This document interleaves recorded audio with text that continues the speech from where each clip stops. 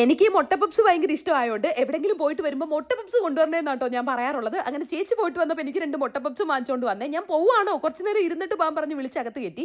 By the by ഇന്ന് എൻ്റെ പിറന്നാളാണ് കേട്ടോ. അങ്ങനെ ഉത്രാടമാണ് എൻ്റെ പിറന്നാൾ.